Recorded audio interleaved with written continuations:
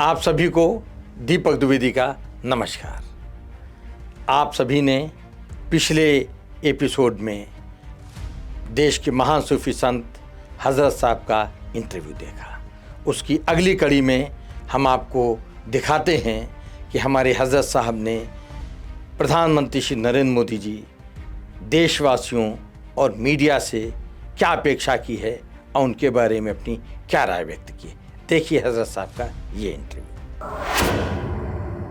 हज़रत साहब, अब सामाजिक परिवेश पर हम कुछ आपके विचार जानना चाहेंगे। उत्तराखंड में यूनिफॉर्म सिविल कोड अख्तियार किया गया है। ये देश में आज़ादी के बाद पहला ऐसा एक मौका है कि जिस सरकार ने इसको अडॉप्ट किया है। तरह तरह की प्रतिक्रिया हो रही हैं, ढकी प्रतिक्रिया, छुपी प्रतिक्रिया, और आपकी इसमें क्या राय है? देखिए, कभी होता यह है कि कभी बहुत अच्छी चीज़ है, उसे ख़राब तरीक़े से प्लेस किया जाए तो अच्छी चीज़ भी ख़राब लगने लगती है, और ख़राब चीज़ को भी बहुत खूबसूरती से अगर पेश किया जाए तो उसकी ख़राबी कम लगने लगती है। यूनिफॉर्म सिविल कोड जो बन रहा है, देखिए यहाँ यूनिफॉर्मिटी तो सिविल मैटर में और क्रिमिनल मैटर में तो शुरू से है। यूनिफॉर्मिटी सभी के लिए है। सिर्फ एक ही जगह था जहाँ रिलीजियसली हर धर्म को में आस्था रखने वालों को उनके रिलीजन के मुताबिक कुछ छूट लॉ के थ्रू दी गई थी, जिसको हम पर्सनल लॉ कह रहे थे। मुझे नहीं लगता कि पर्सनल लॉ को मानते हुए देश के डेवलपमेंट में कोई फ़र्क आ जाएगा, देश की तरक्की में कोई फ़र्क आ जाएगा, देश के इंफ्रास्ट्रक्चर में कोई कमी आ जाएगी। चूँकि हर आदमी अपनी आस्था के मुताबिक यहाँ जीवन जी रहा है और आस्था के मुताबिक अपने रिलीजियस वर्क कर रहा है, और हज़ारों साल से ये चीज़ चली आ रही है, तो यहाँ कोई इतनी बड़ी प्रॉब्लम नहीं है। चलिए, अगर हुकूमत महसूस करती है, चूँकि हुकूमत के पास नॉलेज ज़्यादा होती है, चूँकि उनके पास तंत्र हैं, तो कानून किसी एक कम्युनिटी को सामने रख के नहीं बनाया जाता। कानून बनाया जाता है हिंदुस्तानियों के लिए, हिंदुस्तान में रहने वाले लोगों के लिए। लेकिन आज मीडिया के थ्रू यूसीसी जिस तरह से आ रहा है, ऐसा लगता है कि यूसीसी आया ही मुसलमानों के लिए है, और मुसलमानों के रिलीजियस जो सेंटिमेंट्स हैं उनको हार्ट करने के लिए बनाया गया है। जिस तरह से प्लेसमेंट हो रहा है, मीडिया जिस तरह से बोल रही है, तो एक बहुत बड़ी पॉपुलेशन इस कंट्री की जो सिविलियन है, यहाँ की हिंदुस्तानी है, सिटीज़न है, तो कोई कानून किसी को हर्ट करने के लिए नहीं बनता। कानून तो हिफाजत करने के लिए बनता है, बेहतरी लाने के लिए बनता है, हर्ट करने के लिए नहीं। लेकिन जिस तरह से उसे पेश किया जा रहा है, तो मैंने जैसा कहा ना कि अच्छी चीज़ भी अगर कोई हो, अगर प्लेस करने का तरीक़ा अगर बदल दिया जाए तो अच्छी चीज़ बुरी लगने लगती है, और अगर किसी बुरी चीज़ को पेश किया जा रहा हो लेकिन तरीक़ा अच्छा हो तो उसकी बुराई कम नज़र आती है। तो इसके रिएक्शंस तो आएंगे, तो वो रिएक्शंस मिले जुले हैं, लोगों की समझ में नहीं आ रहा है। जो ये समझ रहे हैं कि ये कानून है और इससे फ़ायदा होगा, तो उनके व्यूज़ अलग हैं। जिनके समझ में ये आ रहा है कि सिर्फ हमको हर्ट करने के लिए, सिर्फ हमारे ही ख़िलाफ़ बनाया गया है, तो जिनके जहन में ये आ रहा है तो वो रिएक्ट कर रहे हैं। तो ये एक मिला जुला रिएक्शन है। मैं अगर मेरा व्यू पूछें क्या इसकी ज़रूरत थी, तो मुझे लगता है कि सिविल एंड क्रिमिनल ये दो तो यूनिफॉर्म हैं ही ऑलरेडी। अब बाकी रिलीजियस जो भी मैटर्स हैं या क्या नाम है कल्चरल हैं, तो कल्चर और रिलीजन यही तो हमारे देश की जो है खूबसूरती है।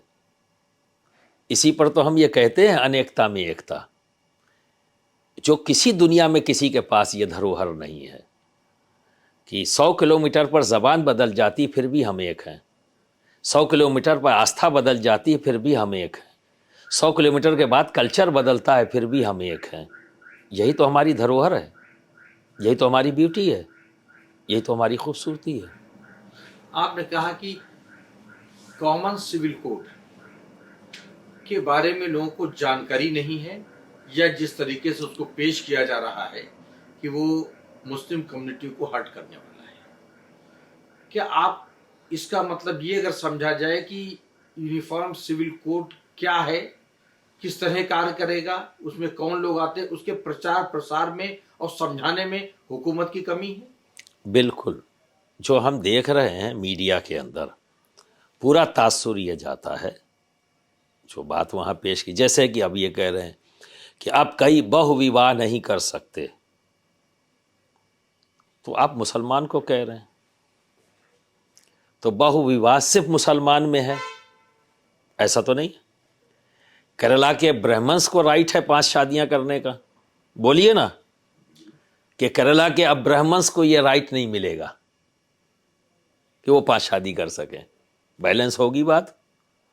अब आप डायरेक्ट ये कहें मुसलमान अब 4 शादी नहीं कर सकता, जबकि प्रैक्टिकली ये चीज़ है ही नहीं, बहुत रेयर है, ये भी स्पेशल केसेस हैं, वरना एक को संभालना आज के दिन में मुश्किल हो रहा है, तो 4 तो बहुत बड़ी बात है प्रैक्टिकली। तो इसका मतलब कि कॉमन सिविल कोड का प्रचार प्रसार और उसको समझाने का तरीका सरकार ने सही तरीके से नहीं अपनाया है, जिसकी वजह से भ्रांतियां हो रही, भ्रांत पैदा हो रहा है। तो इसमें आपकी ओर से कोई ऐसी पहल या आपकी कम्युनिटी इसके बारे में कोई रिप्रेजेंटेशन या कोई अपनी बात रखने का कि जिससे ये भ्रांति खत्म हो और सांप्रदायिक सद्भाव और देश के विकास में हिंदू और मुस्लिम एक साथ आगे बढ़े, इसके बारे में? देखिए, लीगली जब ये यूसीसी बनाने की बात हो रही थी तो उसमें बहुत से सवालात किए गए थे, जिसमें हम लोगों ने भी लिख कर भेजा कि इन चीज़ों को ना टच किया जाए, ये टोटली रिलीजियस है। अगर ये चीज़ नहीं होती है, जैसे कि निकाह का रजिस्ट्रेशन कोर्ट में है, कोई प्रॉब्लम नहीं, तो जितने पॉइंट्स आपने उसके अंदर दिए हैं, अब कज़िन में शादियां नहीं हो सकती जैसे बात तो उसमें किया, तो ये सिर्फ मुसलमानों में नहीं है, ऐसा नहीं है कि सिर्फ मुसलमानों में हो रही है बात। यहाँ पे देखिए प्लेस करने में कितना बड़ा फ़र्क हो गया। यहाँ बहुत सी ऐसी कास्ट हैं इंडिया में, नॉन मुस्लिम्स में भी, जहाँ पर फर्स्ट कज़िन के अंदर भी मैरिज है, लेकिन फोकस क्या हो रहा है, मुस्लिम। तो अब मैसेज सिर्फ ये देना चाहते हैं कि ये यूसीसी जो लाया जा रहा है ये मुसलमानों के लिए लाया जा रहा है, तो क्या इससे हमारा हिंदू भाई खुश हो जाएगा? मुसलमान अगर इस मुल्क में परेशान होगा तो क्या हमारा हिंदू भाई खुश होगा? अरे वो हमारा दोस्त भी है, वो हमारा पड़ोसी भी है, वो हमारा बॉस भी है और हम उसके बॉस भी हैं। हजरत साहब, अभी आपने कहा कि ये यूसीसी से कुछ भ्रांतियां फैली है। दूसरी बात आपने कहा कि प्रधानमंत्री जी सारी चीज़ों को सुनते हैं, गौर करते हैं और उस पर अमल दरामद करते हुए उसको सुधार के लिए आते हैं, रिफॉर्म के लिए। क्या आपको नहीं लगता कि अगर किसी तरीके की यूसीसी में मुसलमानों में ये संदेश जा रहा है कि ये सिर्फ उनको टारगेट करके बनाया गया है, तो प्रधानमंत्री जी को इस भावना से अवगत कराया? कभी इस विषय पर आप लोगों ने विचार किया? बिल्कुल, नोट्स तैयार कर रहे हैं। जितनी चीज़ें अभी मीडिया के ज़रिए हमारे सामने आई हैं उस पर हम नोट्स तैयार कर रहे हैं और हम वो प्राइम मिनिस्टर ऑफिस तक उस नोट्स को भेजेंगे। जहाँ पर हमको लग रहा है कि इससे गलत मैसेज जा रहा है, नेगेटिविटी फैल रही है, तो हम ये कोशिश करेंगे, कोशिश कर सकते हैं, हम राय दे सकते हैं, हम फैसला लेने का इख्तियार तो गवर्नमेंट का है। हजरत साहब, ये यूसीसी को लेकर हुआ, अब हम थोड़ी बात करते हैं। ये जो देश में चुनाव होने जा रहे हैं, चुनाव विकास के मुद्दे पर होने जा रहे हैं और अगले 1000 वर्ष की मजबूत भारत की नींव रखने का ऐलान करते हुए आपकी क्या राय है कि हम ये सही दिशा में उठाया गया कदम है? देखिए, जब प्रैक्टिकली हमारे सामने कोई चीज़ आएगी हम उस पर बोलेंगे। हम कोई पॉलिटिकल आदमी तो है नहीं कि घोषणाओं के ऊपर जो है नारे लगाने लगें और तारीफ़ें करने लगें। हम गलत को गलत कहेंगे जहां हमें लगेगा, सही को हम सही कहेंगे बिना रुके हुए।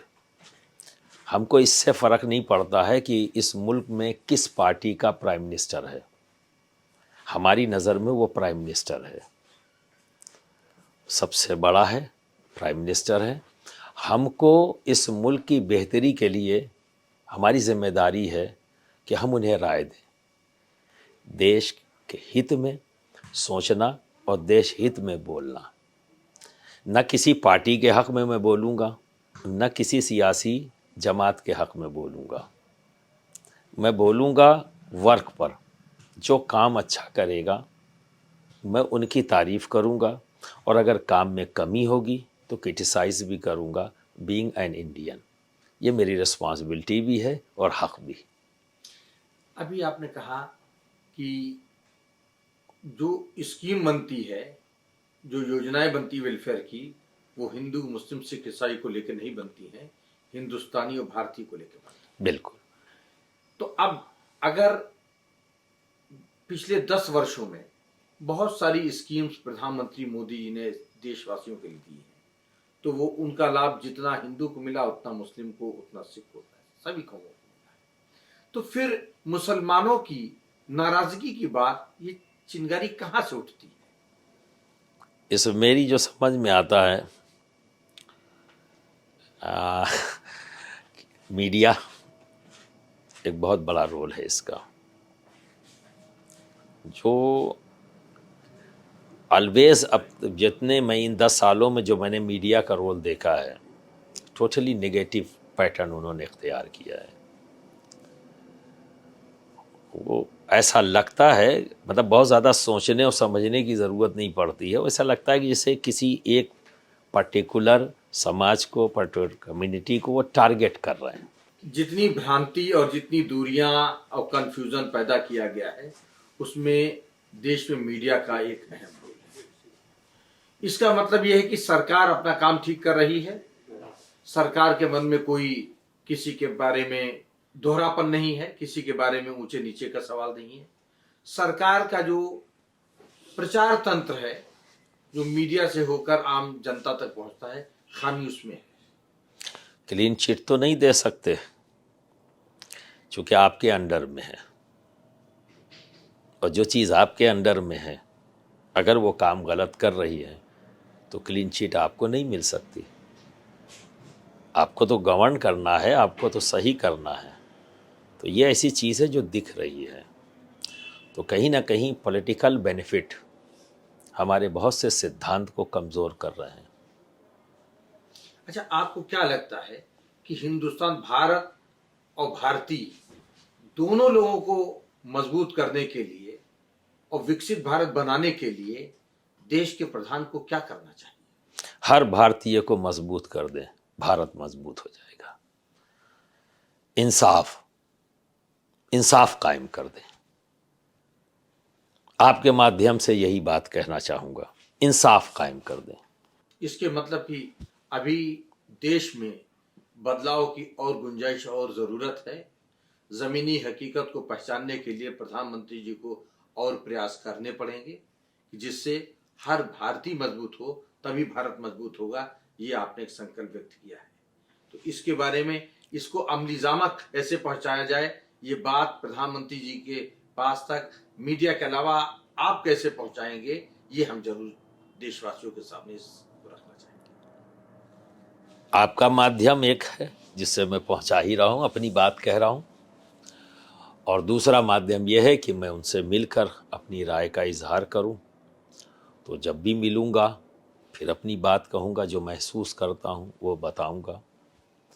लेकिन ये सच है कि जब तक हम एक एक भारतीय डेवलप नहीं होगा, देश डेवलप नहीं हो सकता। नारे हम लगा सकते हैं, हम ये कह सकते हैं कि हम सुपर पावर बन गए हैं, लेकिन रियलिटी में सुपर पावर तभी हम बनेंगे, यही हमारा सुपर पावर होना है कि हमारे देश का हर आदमी पढ़ने लिखने लगे, पढ़ा लिखा हो। बिना इल्म के इंसाफ भी नहीं हो सकता साहब।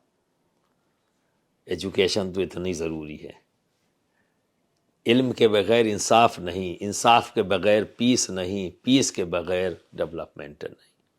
तो आखिर में आप अपनी कम्युनिटी के प्रतिनिधि होने के नाते देश की हुकूमत से क्या आप कहना चाहेंगे कि जिससे भारत के कौमी एकता का गुलदस्ता सजा और संवरा रहे और दिन रात उसकी महक सारी दुनिया में फैलती रहे? मैं अपनी कम्युनिटी बिलखुसूस और बिलउमूम हर हिंदुस्तानी भाई से ये कहना चाहूँगा कि संविधान पर पूरा यकीन रखें। ये देश संविधान से चल रहा है और संविधान ने जो आपको राइट दिया है उस राइट का इस्तेमाल पीसफुल्ली करें। ये तो रही जनता से आपकी अपील, और देश की हुकूमत के मुखिया नरेंद्र मोदी जी से आपकी क्या अपील है? उनसे मैं यही कहूँगा कि जो विज़न जो आपने तरक्की का मॉडल पेश किया है ये तभी मुमकिन होगा इंसाफ कायम करें। इंसाफ कायम करेंगे तो शांति रहेगी मुल्क में, शांति रहेगी तो तरक्की होगी। अगर आप अपने एजेंडे को कामयाबी की शक्ल में देखना चाहते हैं तो मैं उनसे यही कहूँगा, एक ही काम करें, इंसाफ, इंसाफ, इंसाफ। बहुत बहुत शुक्रिया हजरत साहब, आज आपने ब्रिट्स इंडिया के साथ इतनी बेबाक और इतनी सरलता से बात की। हम आपके आभारी हैं। धन्यवाद। शुक्रिया। आपको हजरत साहब का ये इंटरव्यू कैसा लगा? उन्होंने तमाम विषयों पर अपनी राय बेबाकी के साथ रखी। हम आपको इस तरह के इंटरव्यू, खुली बातचीत आगे दिखाते रहेंगे। आप अपनी राय हमको कमेंट बॉक्स में लिखकर हम तक ज़रूर पहुंचाएं। यदि आप भी चाहते हैं कि किसी ऐसे व्यक्ति का इंटरव्यू ब्रिट्स इंडिया पर किया जाए तो हमको ज़रूर लिख के भेजें। आपके सुझावों का हमें इंतज़ार रहेगा। धन्यवाद, नमस्कार, जय हिंद।